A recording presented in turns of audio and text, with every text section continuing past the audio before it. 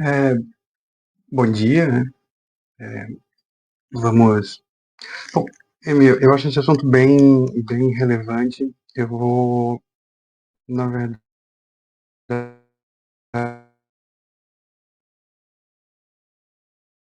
usar isso como tema.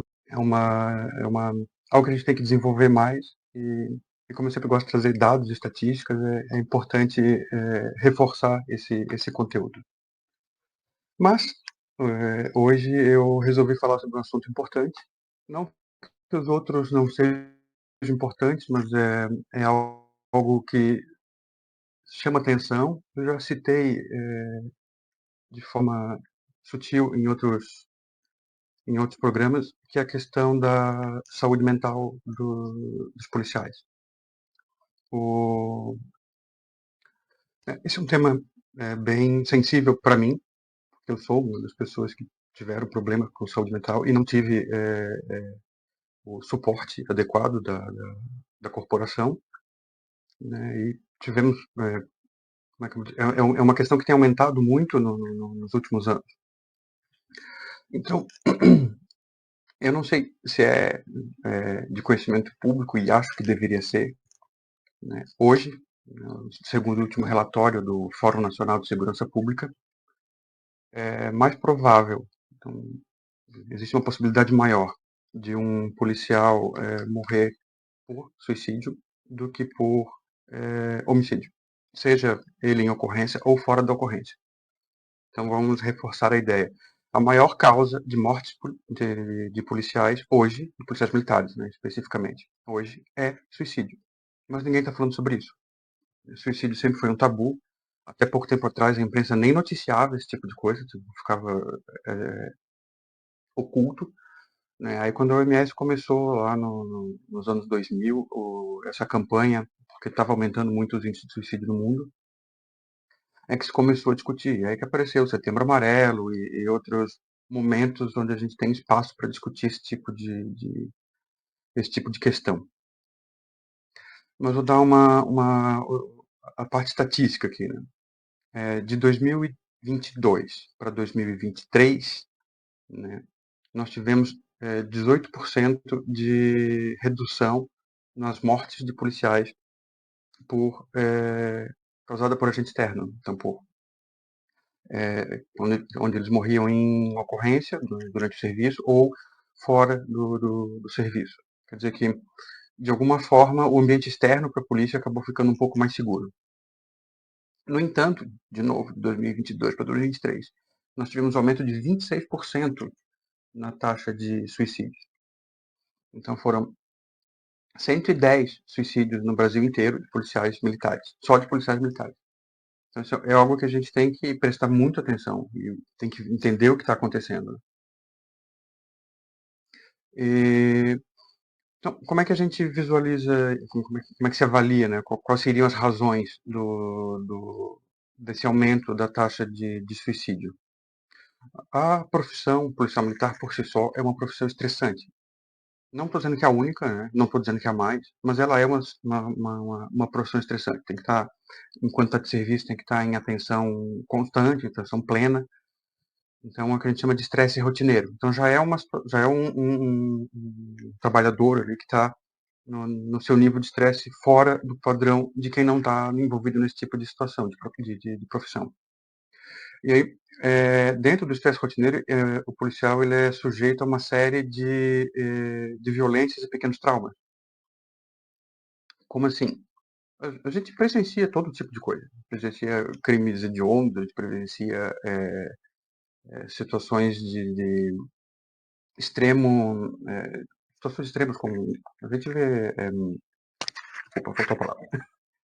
Mas essas ocorrências que não são causadas por pessoas, como grandes catástrofes. Então, tivemos agora as enchentes no Rio Grande do Sul. A pessoa tem uma dificuldade de lidar com esse tipo de coisa. A gente que acompanhou pela televisão já ficou chocado. Agora, imagina quem está lá, que vê aquele monte de gente morta, aquele monte de coisa destruída. Então, é uma situação de trauma sendo gerada de forma constante. Junto com isso, nós temos também as escalas de serviço, né, que, por mais que se tente adequar a escala hoje, ela ainda é uma escala que exige demais do policial enquanto ser humano trabalhador. Então, trabalhar 12 horas à noite, num estado de atenção constante, vendo todo tipo de coisa, não é algo que se consiga lidar com facilidade. E aí isso acaba causando problemas de sono, porque como vira uma noite a cada 4 dias, né, quem está na escala padrão, tem essa dificuldade de recuperar. Então, tem vários estudos científicos de psiquiátricos que tratam de como esse serviço de escala de 24 horas ou de 12 horas que vire à noite gera dano constante e permanente. E mais também a própria natureza arriscada do serviço. Então, não é só estar em atenção constante para conseguir trabalhar, mas também estar em atenção constante para se autoproteger. É uma situação de pressão permanente. Junto com isso, aí a gente vai trazer outros elementos, que é, por exemplo, o fato de sermos militares faz com que tenha essa preocupação com a hierarquia. E muito fácil de visualizar, né? A hierarquia ela também traz junto problemas de assédio e perseguição, porque na verdade se algum superior não gosta ou vira algum desafeto, ele tem poder para atrapalhar bastante a vida desse policial. E também nós temos o problema da dificuldade do policial eh, de conseguir manifestar isso, de conseguir buscar ajuda com relação a isso. Então a gente tem a reação do comando ao policial que se afasta por questão psiquiátrica. Então, se o policial está lá, começou a ter ansiedade, começou a manifestar sintoma depressivo ou qualquer coisa que dificulte o trabalho dele, né, ele não tem apoio para que ele consiga buscar o seu tratamento, né? Ele precisaria ficar afastado, mas aí o que acontece? O policial se afasta, sei lá, um mês porque precisava se recuperar de alguma situação pontual. Ele acaba ficando rotulado, então, é, transferido para uma situação pior, tira ele da situação que ele estava, que era razoavelmente confortável, bota ele numa situação pior.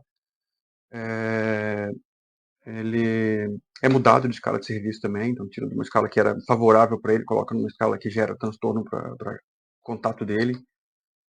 Chacota interna também, os próprios policiais têm essa coisa de que são super-heróis e que são intocáveis e que são imortais, e quando alguém manifesta essa fragilidade humana natural, inerente à nossa condição, né, ele vira alvo de chacota e também é isolado.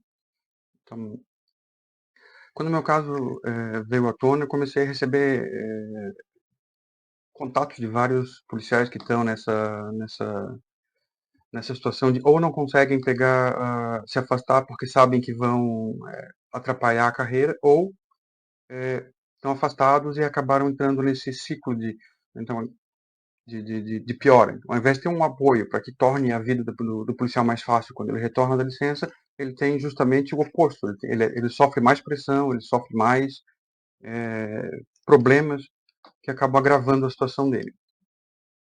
E a cultura organizacional, né? Essa ideia que eu falei agora há pouco de que a polícia, os policiais em geral se veem como pessoas superiores ao tempo, que não podem sofrer esse tipo de coisa. E isso está errado, isso não faz o menor sentido, né? Lembrando, são policiais, são trabalhadores, são humanos, tem que ter todo o suporte como qualquer outro trabalhador. E o principal ponto é a falta de apoio psicológico. Não existe um serviço adequado, né, de suporte psicológico na polícia para atender esse tipo de situação. Nós temos aqui em Santa Catarina vários psicólogos, mas eles não dão conta do recado. Nós não temos nenhum psicólogo em cada batalhão. Então, dependendo da situação, o policial ainda tem que deslocar de uma cidade para outra, longe normalmente, né, para conseguir ter o atendimento psicológico. É, Parece que o sistema foi construído para que essa situação se agravasse. Uma questão muito relevante que vamos trazer também é o excesso de trabalho. O que eu quero dizer com excesso de trabalho? A quantidade de trabalho que um policial militar faz hoje ela é muito maior que a quantidade de trabalho que um policial militar fazia há 30 anos atrás. Isso é muito fácil de provar. Em 1994, nós tínhamos 12 mil, um pouquinho mais de 12 mil policiais na ativa. 12 mil. Em 2023, nós tínhamos 9.500. Então, isso dá uma queda de aproximadamente 20%. Só isso já seria aumentamos 20% do trabalho, porque eu tenho 20% menos pessoas para fazer o mesmo serviço. No entanto, né, vamos lembrar que a população de Santa Catarina também aumentou. E de 94 para 2023, nós aumentamos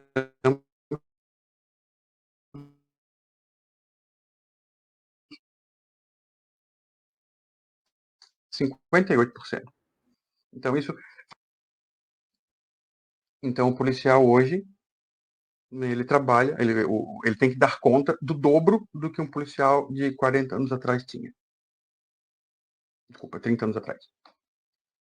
E é importante que a gente tenha esse elemento para entender por que está tendo esse aumento no número de suicídios.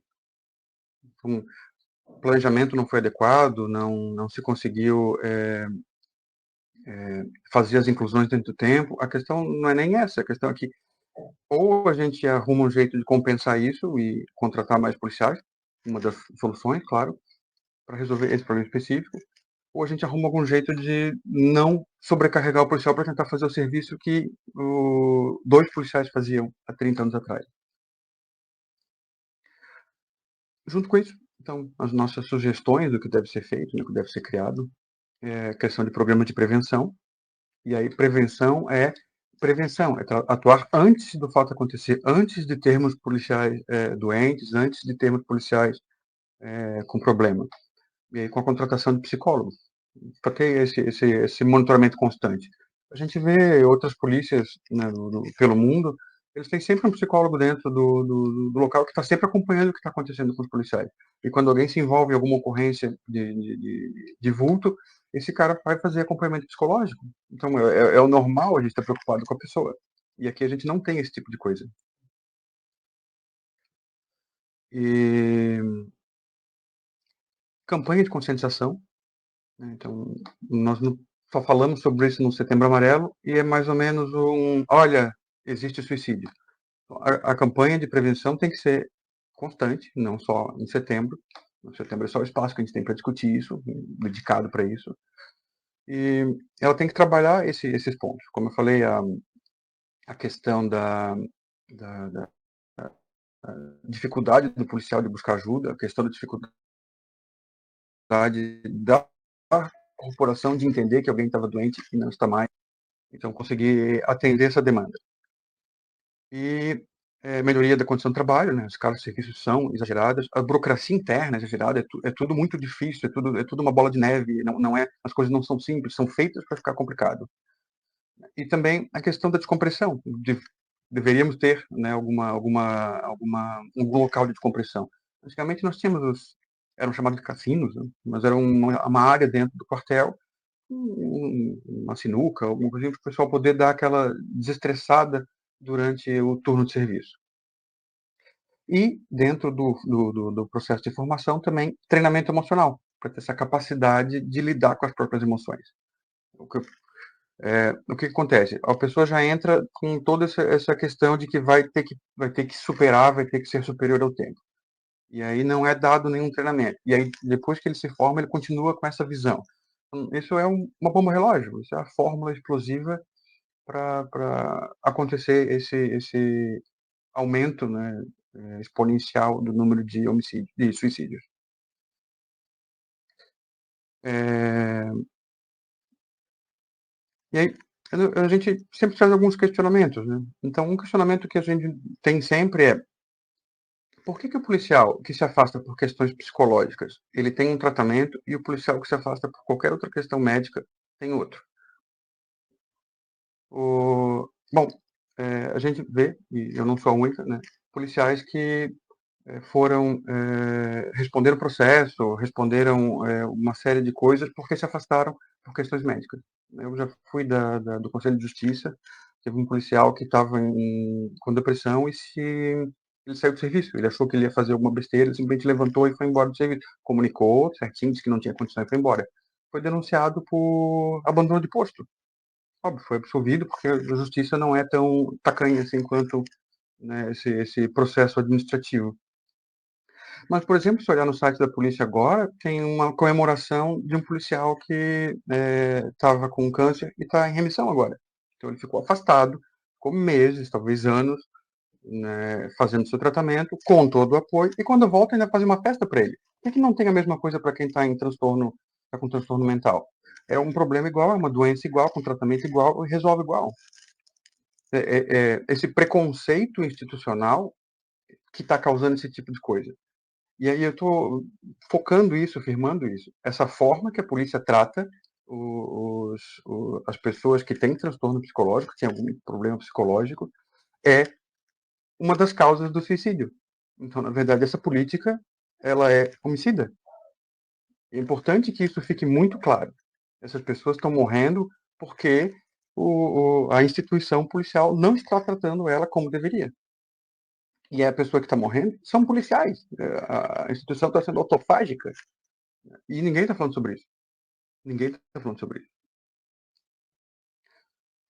Então, vou repetir esse assunto várias vezes, vou trazer dados com alguma frequência, né? Mas é importante que a gente comece a mudar um pouco essa percepção e entender que policiais também são trabalhadores, policiais também são sujeitos de direitos, também são pessoas, né, e merecem respeito e principalmente consideração da sua condição de ser humano e que tem o direito de ficar doente e que tem o direito de se recuperar e tem o direito de voltar e continuar trabalhando, certo?